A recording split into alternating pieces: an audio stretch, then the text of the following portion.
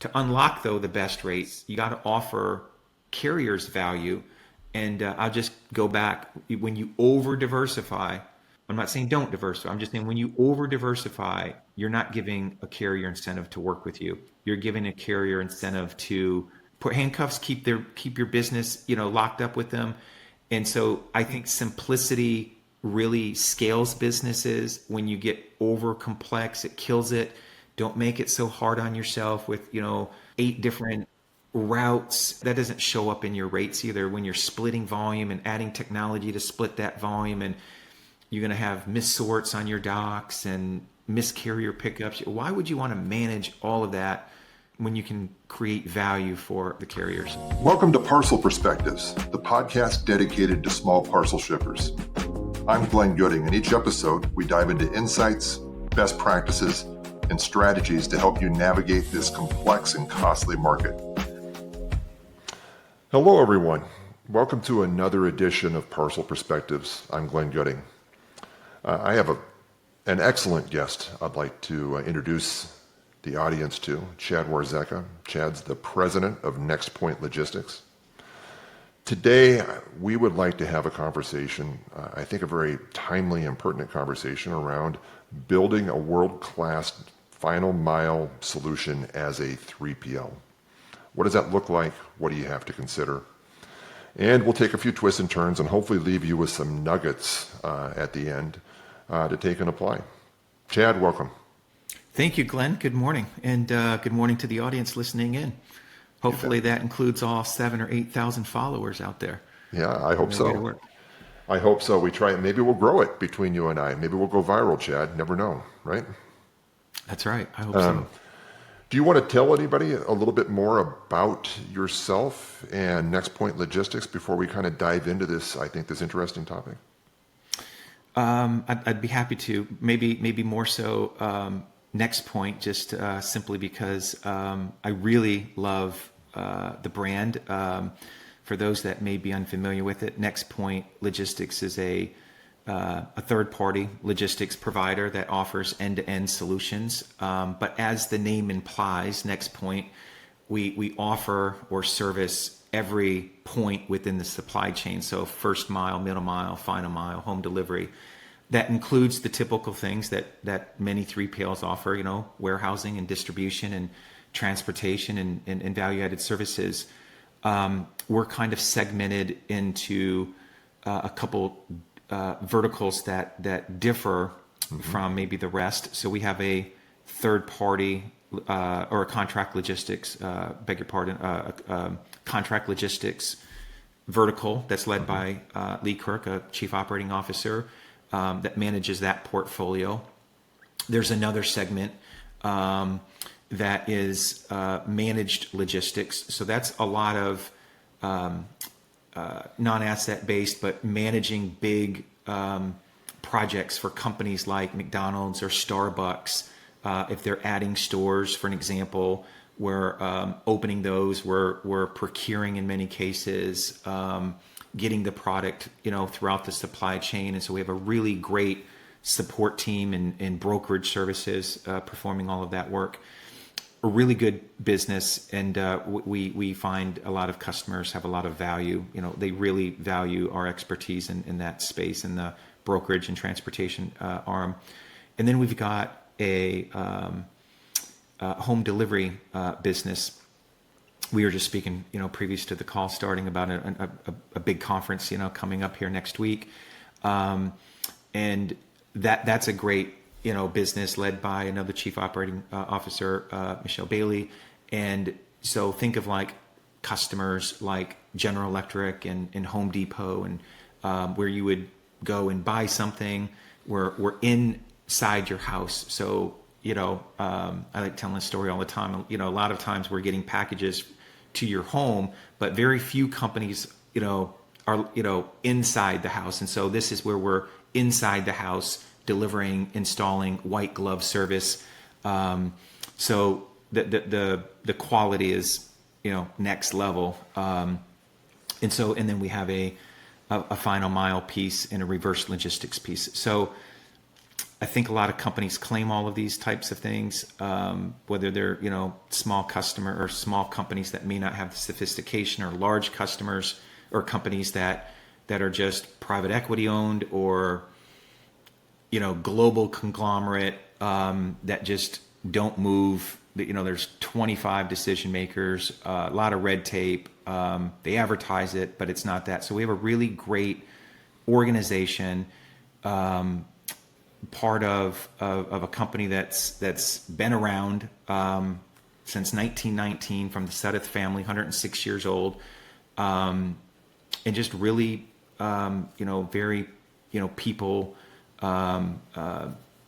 people driven and customer focused, and that's what we're about. So we've rebranded from Sedith Global Logistics about a year and a half ago. So the name may be a little bit new to some of the listeners, but we're making big investments, growing, adding facilities. We've got we'll be north of 4 million square feet here on another new announcement coming out, and so that's next point in a nutshell. Exciting! What a rich legacy. Very, very rare in this space to hear about a 106-year-old company that has established trust to get inside of end consumers' homes. That's something to be proud of. Yeah, and it's a really great organization, Glenn. There's about 35, or so owned facilities across the network, and hundreds of agent locations in addition to that. So it's big, with deep know-how and expertise. I mean, it is high quality organization. Great. That are led by the people. Great. Well, let's dive into this subject. I'm excited about this one. Little background on me for the listeners who may not know. Back in the day when I managed pricing at UPS in their corporate headquarters, I was responsible for the 3PL vertical from a pricing perspective. Now, we're going back several years, probably 18, 19, 20 years on that agenda, in that timeline. But I think this is an important dynamic to put out there in the ethos here, so we can kind of talk about it and then bring that around world class. I can tell you from the carrier perspective, the carriers have always had a bit of a tepid appetite or a tepid perception of a 3PL. Mm-hmm. The reality has been or the question that the carrier would ask is, what value is this 3PL bringing into the equation, or are they merely being a wedge between the carrier and the brand, and all they doing is just reselling a rate? So as a result of that concern that still lingers in today's market, it can be challenging to get best-in-class type of programs in place as a 3PL. So the reason bringing that up is we're going to talk about, I think, some key components to overcoming that issue and really putting together a world-class program as a 3PL. The way I see it in my lens, and I'd like to dive into these details with you, Chad, is if I were to break it into three primary pillars of differentiation in the marketplace. One is value creation. There's a lot to talk about on that. Number two is credibility. And then, like anything that's important to me in a business partnership, is trust. Really, really critical, particularly in the 3PL space. But let's dive into value creation, if you don't mind, for a minute, Chad. Yeah. So if we were to look at value creation, there's so many ways to view this. One is, let's think about it from a brand perspective. I think there's a lot of things a 3PL can bring of value to a brand. You think about a small and medium-sized business. We think about the small parcel market today. Historically, legacy perspective, it's been a duopoly. You've got UPS, FedEx, and you've got USPS, who plays a niche role. I think that's changed a lot in 2025. I think there's a lot more going on. Hard for a small brand to break that duopoly paradigm, when you don't have the volumes to justify interacting with an asset-light gig economy final mile solution or some of these other potential solutions out there that do a real nice job. And so right off the bat, like you can weigh in on this, I think that offering value with regard to opening a brand up to additional sourcing opportunities they couldn't do on their own. Mm-hmm. Does that make sense? Yeah, yeah. It's a great question to start the conversation off with. First of all, I think the parcel shipping is having a moment. Right now, parcel is having a moment in our industry. Couldn't agree more. I won't even mention the tariffs, but you got the rate, the carrier rate changes. You got the post office. There's excess capacity. And the volume is kind of just slushing around right now amongst the carriers. And I think most people, they're all looking for rate relief, and I think this is where 3PLs, we give ourselves a bad name, other people, not next point, but I think where it does give 3PLs a bad name to your piece there, because I think the industry likes to blame the carriers, and I take a very different view of this. When those 3PLs are out of touch and don't know how to build a parcel program. So, and I'm going to make my point back to the value here for a second. So, there are emerging delivery service providers today, right? The gig economy models, maybe they have some sophisticated technology, apps. There's the regional carriers. They're regionals for a reason. And the thing is, to me, all carriers don't want your volume. Don't assume all these carriers want your volume, and they'll let you know by the contract that you're holding in your hand if they want your volume. It's pretty evident, right? You're precisely correct. Yeah, and so a couple things I would say on the value creation. One is know your PLD, or package level detail. There's more to the label than meets the eye, but you start with understanding your avoidables, redelivery fees, packaging fees, zone management, know how to dynamically route your business. We're blaming, the industry is quick to blame UPS, I'll say I'm agnostic for the sake of this conversation for carriers purposes, but the post office ground advantage just is going to see another 4.7% rate increase July 13th. We just had a 3.9% in January, so that's 10% in 6 months. And even those that are on NSAs are short-lived. They expire next year. So we blame UPS in this instance when the customer, the 3PL customer or business should be looking internal. And you have to have relationships at the right level, not at the kids level. And a lot of value creation to me comes from beginning with the end in mind. You've got to know what your assignment is. Whether it's a FedEx, a UPS, whomever, they value growth and they value volume into their system, the right type of volume. So what UPS likes may not, UPS's network is not the same as FedEx networks. It's not the same as DHL networks, and it's not as the post office's network or regional carrier network.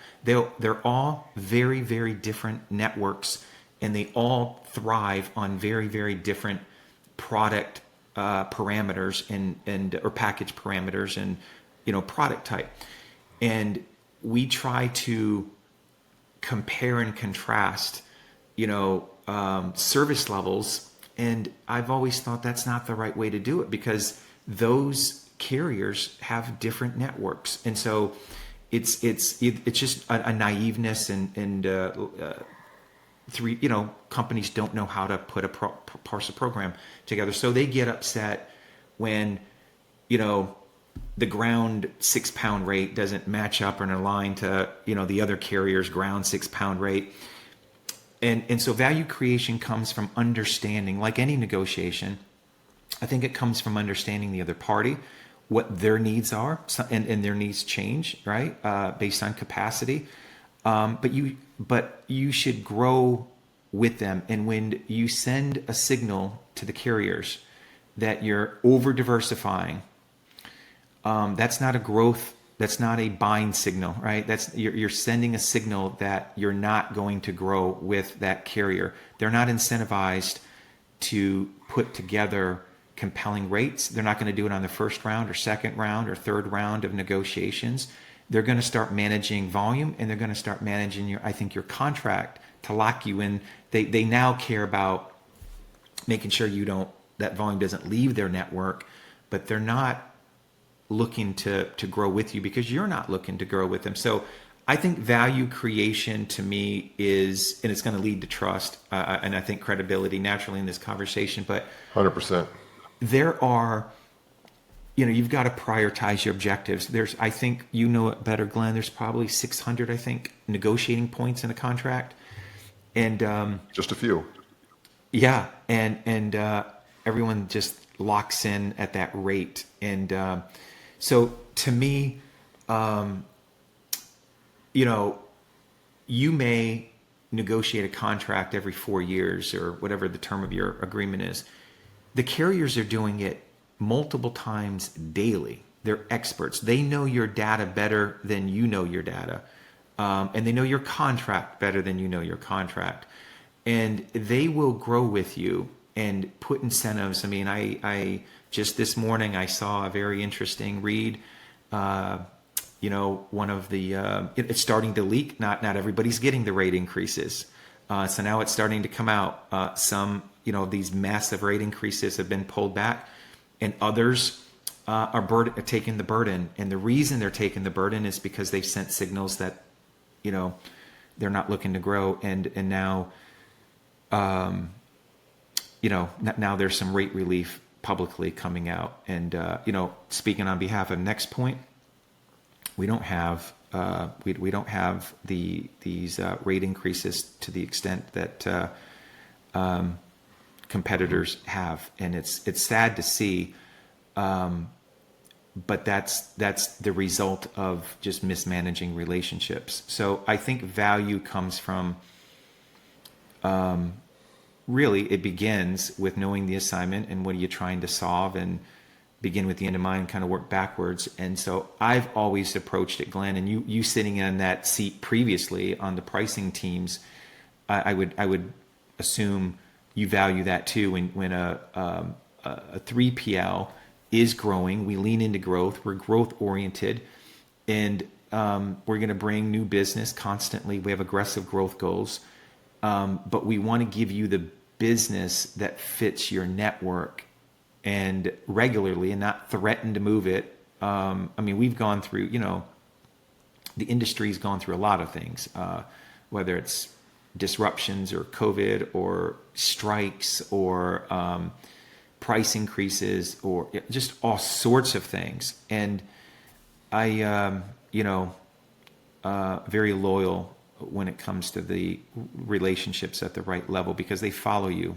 And yes, they do. I think there's so many side conversations that happen, and you gotta know who you're talking with, and like I said, send a message that you're committed to the relationship, and it begins there. Value creation begins with showing you're committed.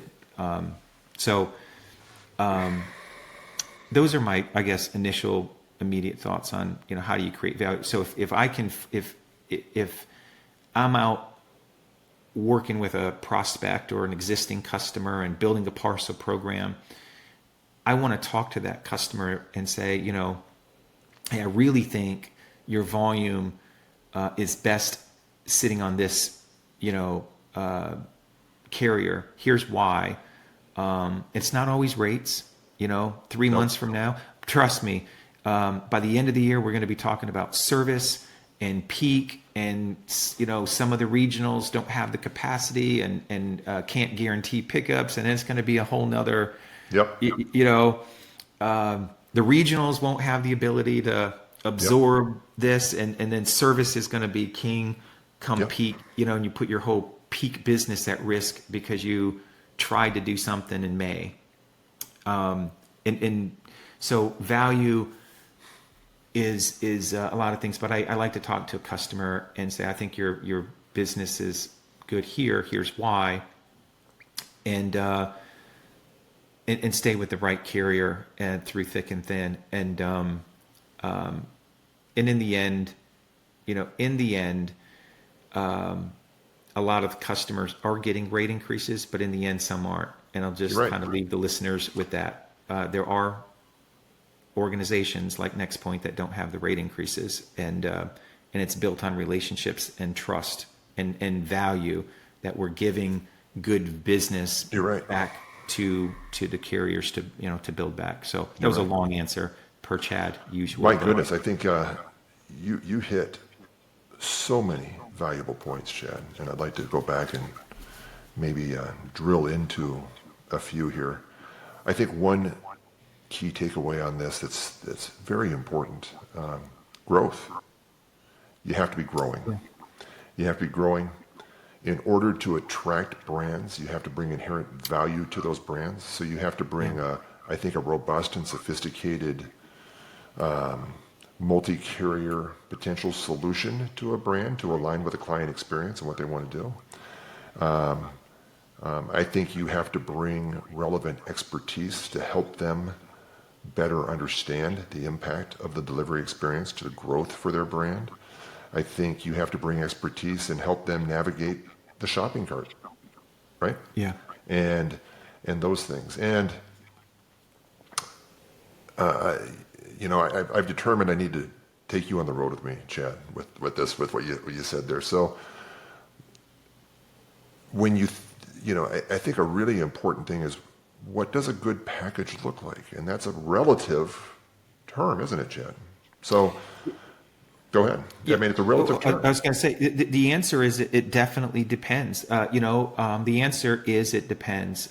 What a good package profile looks like, kind of back to that comment, is it depends on the carrier's network, because they're all, like I say, different, and you can't compare the carrier side by side in that way. 100%. That is such an absolute mistake, and that's just a difference of people who know how to build a parcel program and those that don't. And you can't rate shop against all those carriers. They have different networks, and so it's if you grew up in it like you have, or I have, or other people, listeners have, you know that. But those that haven't, they're just so their customers are so underserved by that. Yeah. Lack of understanding. So it depends. And not only does it depend, timing is important, because what a good package profile or package parameters are today may be very different than it was 2 years ago. Things change, right? So capacity changes, routes change, certainly the post office. So you've just got to really be constantly, and ask your carrier, and not in no disservice to anybody, local. I'm just saying, have multiple levels of relationships in these. Multiple levels of relationships, transparency, collaboration. Yes. You can't have one local relationship or one level up relationship. It's, back to don't sit at the kids' table, but you've got to have the right relationship in these organizations and ask, what kind of business do you need? And don't mislead them. They know, somebody from UPS talks to their friends in FedEx. The industry talks, and they know you're shopping it around. They know what you're doing, and they know. So you're negotiating from a position of horrible credibility, and they're just going to manage margin at that point. So I think that's what I've prided myself on, and our team is just trust and transparency. And even if it's bad news, but be upfront about it, and it works. It's worked for me. So to unlock though the best rates, you got to offer carriers value. And I'll just go back when you over diversify. I'm not saying don't diversify. I'm just saying when you over diversify, you're not giving a carrier incentive to work with you. You're giving a carrier incentive to Put handcuffs on you. put handcuffs, keep your business, locked up with them. And so I think simplicity really scales businesses. When you get over complex, it kills it. Don't make it so hard on yourself with, eight Couldn't agree different more. routes. That doesn't show up in your rates either when you're splitting volume and adding technology to split that volume, and you're going to have missorts on your docks and miscarrier pickups. Why would you want to manage all of that? Agreed. When you can create value for the carriers. So that's my thoughts on Yeah. I think value. Just Agreed. generally speaking. You mind if we dive into maybe a couple specific examples to give the listeners an idea of like alignment? I'd love to explore that with you a little bit. Yeah. Is that all right? Yeah. So I play in data all the time. You imagine a carrier looks at next points, PLD, package level detail. They evaluate it. To your point, they know the data better than the average consumer by far. They're in that all the time. And they see an average zone of a 5. That presents some challenges. It already is a chink in the armor for a 3PL in that environment, because the 3PL isn't doing anything to bring the product, to bring the packages more efficiently aligned with the carrier network, right? Next Point has 35 wholly owned operations nationwide with 100 other partners out there. Yeah. That's a tremendous opportunity to leverage your operational footprint to appropriately align with the carrier and carriers of your choosing to make your parcels more efficient. Another interesting example. No mystery, I can tell you, lightweight residential deliveries are a problem for UPS. They're a problem for FedEx. I can tell the listeners why. Average system-wide number of parcels per residential delivery in a national small parcel network are probably 1.1, 1.2 parcels per delivery. So you think about UPS as an example. They are the largest employer of Teamsters in the world. Teamsters signed a very lucrative labor agreement. UPS drivers are far and away the highest paid delivery providers out there. They do a wonderful job, but the fact is they're the highest paid. UPS is an asset-based carrier. They own the package car. They're paying a driver top dollar to drive to the house, turn it off, select the one package, walk to the doorstep, and come back. The revenue per stop for 1.1 packages per lightweight delivery is very, very low. It's very hard for UPS to cover their expense of paying for that delivery. Now you counter that and you take a look at a gig economy scenario. They want the lightweight business. Why? Well, their cost structure is different. They're paying a flat expense per parcel to that driver. And that driver is operating in a personal delivery vehicle. It's smaller. So larger packages would impact that driver's ability to earn. They want smaller, lighter, higher numbers of packages. It's a great example right there. Whereas a UPS would love a 20-pound residential delivery with another parcel coming with it.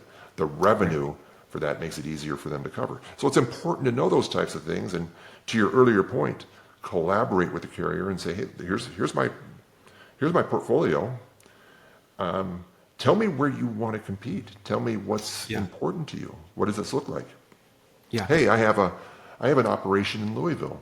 If I move more product to Louisville in an expedited phase, is that better for you, UPS? I would contend it is, because you eliminate origin airfeed expense, right, to Worldport. And That's you right. can offer things of value to your brands now, a later pickup time, later order fulfillment, right? If you want to position a warehouse in Memphis, Tennessee, that's going to afford operational and efficiency advantages in aligning with FedEx Express, right? Mm-hmm.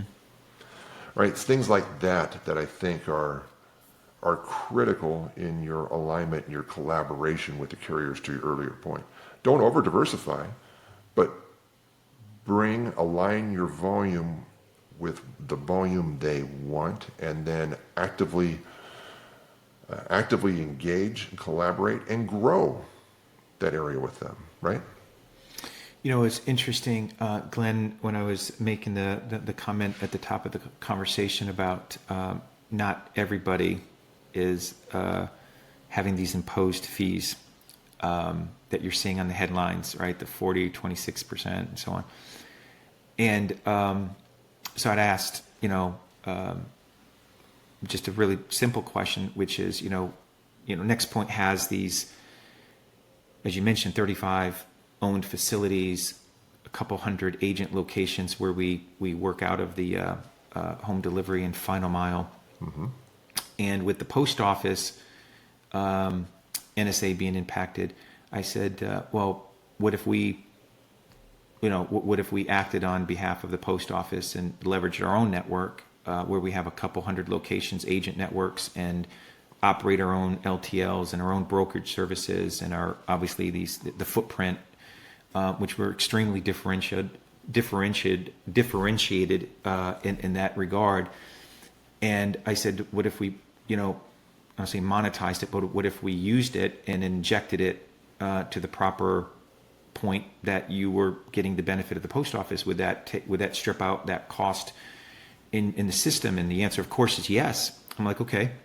So what if we do that and do what the post office would have done and inject it to that last point, and then can you deliver it now cheaper? Yes. I'm like, okay, great. Can the rates not be changed? Yep, great.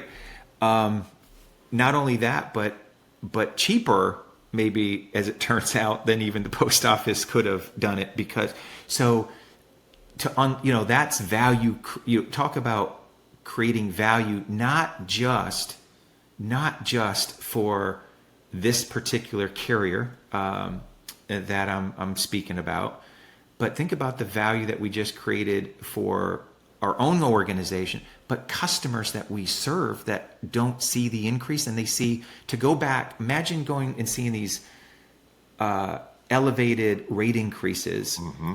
and me being able to pick up the phone to a customer and say, hey, don't worry about what you're hearing in the headlines and the news. That's all true, but your rates not only are not affected, I'm happy to share with you that we're reducing your cost by 7% because of what we just did. That's like a 45% swing. Imagine getting that phone call. That's what I love about this organization. We have the ability to unlock the potential. So we have a great network. We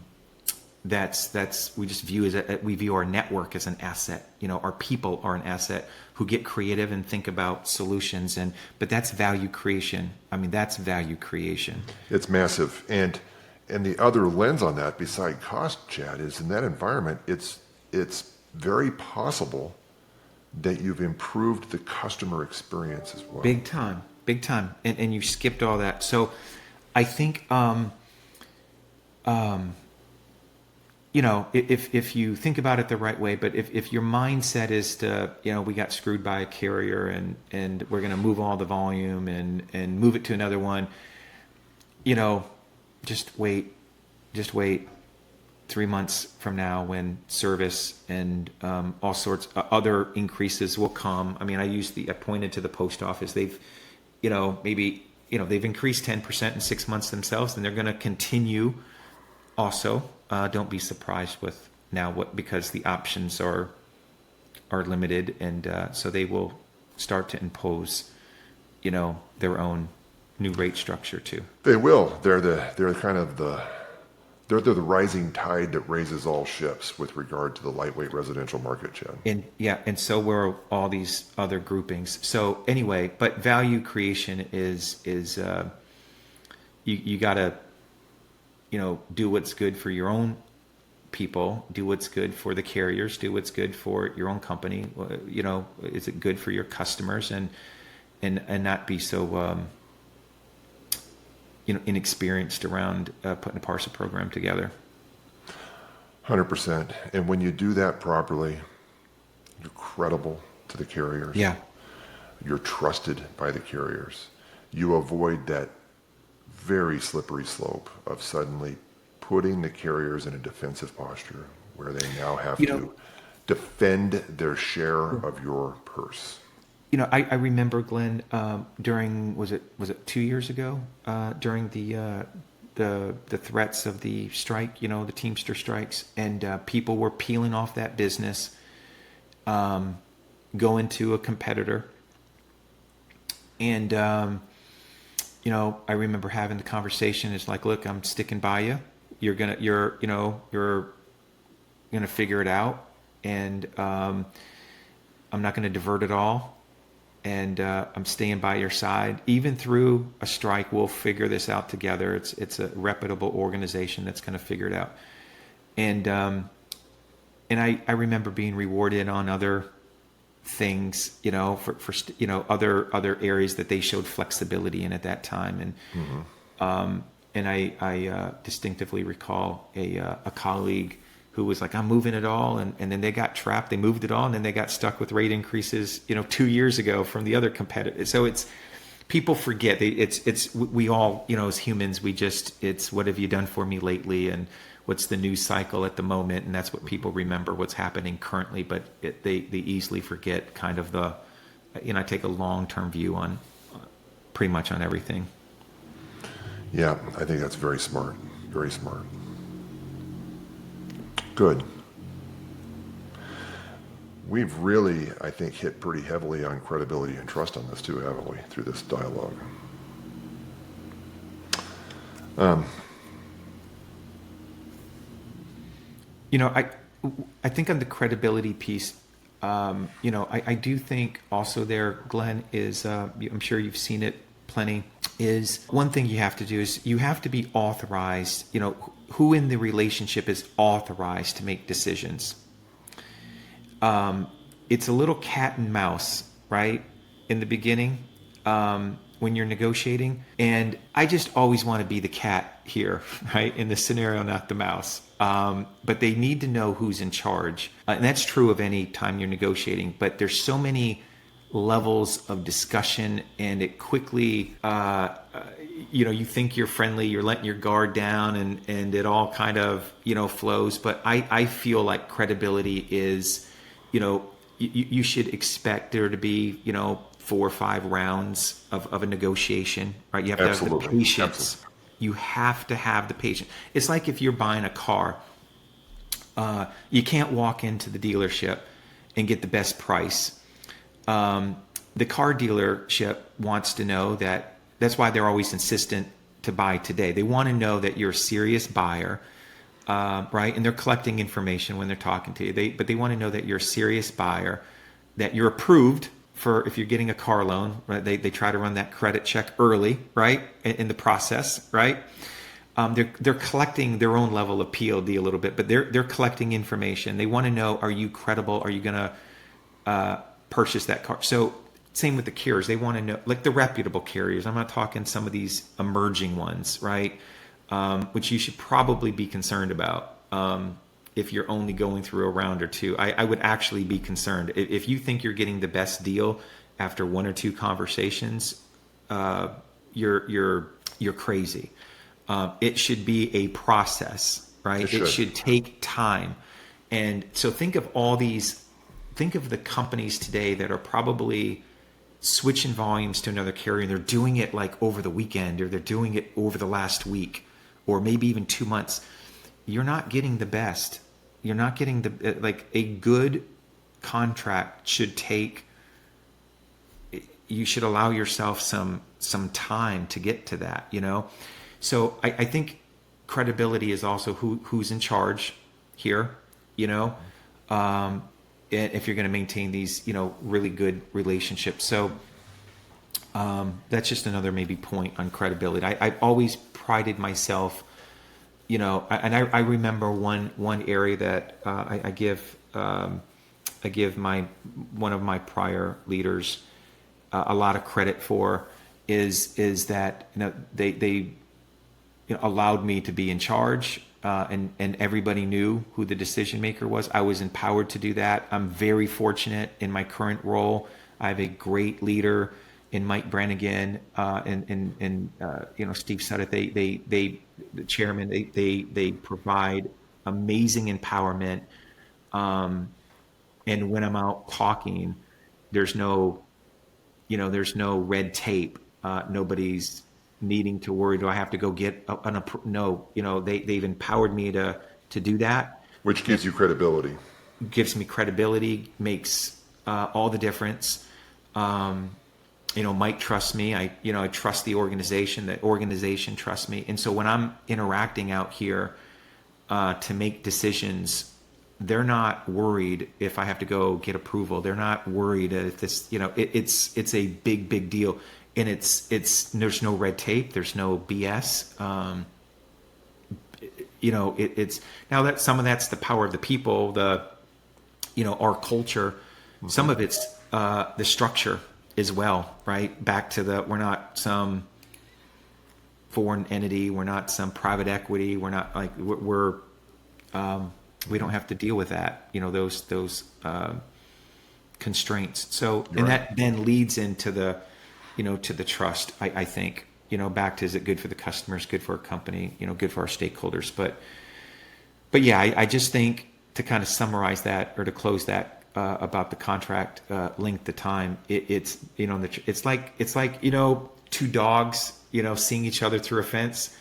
You just you're going to be there for a while. Those two dogs are going to be there for a while, right? When they are looking at each other through the fence, and that's how the contract negotiation should work. Like you're going to be there a while. You got two dogs looking at one another through the fence, and but do not violate the trust, and start slushing your volume all over. One, it's bad for you. It's bad for your customers. It's bad for the relationship. It's bad when you need to come back into, when you reach back out, even when you end a relationship, end it obviously the right way if you do end it, but don't end it the way people do. So, Parcel program is, it's no small thing. It's not meant for the faint-hearted, as you know. No, it's complex. It's dynamic. It's a living, breathing thing that has to continually be managed, measured, continually collaborating with clients, with carriers, fine-tuning, all the while never undermining that credibility, never playing games, never making false promises, saying you're going to do one thing if you get this and you do another after the fact. Like those things really get you longer term, right? Yeah. And I've moved plenty. I've moved volume in the past. I mean, it's not to say that I haven't, but you do it in a way that's transparent and and explain why you're doing it. Correct. But yeah. So for all of the listeners, I would just plug. And invite anybody to join Next Point Logistics, and follow us on LinkedIn, and invite you to a conversation to see if we can help. I mean, we are really committed to helping, your brand grow and scale the right way, and not so much caught up into these price wars and having to move. We just anticipated and had relationships early and the right type, and really Good. proud, really proud of the teams managing it. And and you heard on the conversation, we have a pretty vast network that we're able to put to good use. 100%. Yeah, that sounds like you have some excellent things going, Chad, with Next Point. I'm honored to have you on the call on this podcast with me. Thank you for the I think invitation. for our listeners, if we were to kind of summarize our conversation, we talked a lot about value creation, critical credibility and trust, knowing your package detail, and actively collaborating with the carriers to source the volume that they want and to efficiently and effectively align with their operations, right? And if you do that in a measured, in a deliberate and consistent manner, those things will pay short-term benefits and dividends, but even more importantly, they pay long-term dividends for you, right? Because you continue to build that reputation of trust and being a solid operator. And to your earlier point, when the market starts to capitulate and we see crazy increases go out there, not everyone gets those crazy increases, do they, Chad? I mean, I'm a living example of it, so not everybody gets it. Not everything is as published, and you want to be, making those phone calls of being able to help customers avoid that and lock that in advance and put their minds at ease that they weren't, they didn't incur that. But I really do think there's a lot of reasons for it, but not everybody has to, be burdened with it. It's not a case in point. I know we're ending we're up on our time, but a great case in point is if you look at what's announced with a network that shall not be named, they do it in tiers, right? Hey, one is 40% increase, another's 26, and others or 30, and others 26, and others 18, and others single digit, and then there's a group that's say 0. And I'll leave the listeners, kind of with that kind of thinking, is that there's tiers for a reason, and those tiers are based on several factors: relationships, the type of package parameters, the signals that you've given that carrier of what you plan to do, and so And the relationships at the right levels. Yes, and the relationships at the right levels, all of the above, all of the above. And so that's why there's tiers, right? Just think about that by default, right? Yep. Great. And hope the listeners now know how to get a hold of you, Chad, which is great. I hope we've added value to your day, Chad. I can't thank you enough for your time and your perspective on this. Like I said, I think I need to handcuff you and drag you on the road with me. You talk a lot the same way I do and have a similar philosophy toward this, and it's refreshing. It's not often you come across someone that's philosophically aligned on this type of subject. So, really appreciated the time, Chad. Thank you so much. Thank you, Glenn. Yeah. Thank you all. Thanks, listeners. Please, if you like what you're hearing, please give us a like. Please refer us to others. Please subscribe. We're available on all of the different podcast channels. You can find me on YouTube. You can find me on LinkedIn. Happy to be a resource for any of your follow-up questions. Maybe I'll steer you towards Mr. Warzecha and Next Point Logistics. Thank you so much. Have a wonderful day, and thanks for another episode of Parcel Perspectives.